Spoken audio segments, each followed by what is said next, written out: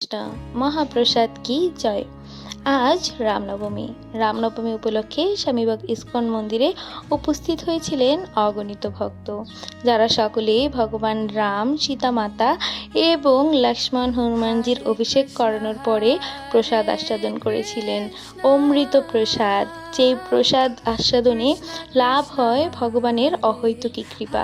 ভগবান রামের একটি লীলা রয়েছে, শবরী মাতার লীলা। এই লীলাটি অনেকেই জেনে থাকবেন, যেখানে শবরী মাতা যুগ যুগ ধরে অপেক্ষা করছিলেন ভগবান রামের ফিরে আসার জন্য, এবং তিনি প্রত্যেক দিন তার কুঞ্জ সাজিয়ে রাখতেন এবং ভগবান রাম যাতে প্রসাদ পেতে পারে এই জন্য জঙ্গলের ভিতরের সব থেকে সুস্বাদু ফুল তিনি নিজে খেয়ে পরীক্ষা করে মিষ্টি দেখে দেখে সেগুলো ভগবানের রামের জন্য সাজিয়ে রাখতেন।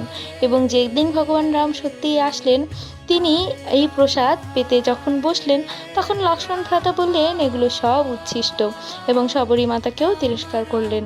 তখন ভগবান রাম বুঝিয়ে বললেন যে তিনি হৃদয় দিয়ে আমার জন্য এটি সাজিয়েছে এবং আমি এই প্রসাদ অবশ্যই গ্রহণ করব। তিনি শবরী মাতার উচ্ছিষ্ট প্রসাদ গ্রহণ করেছিলেন।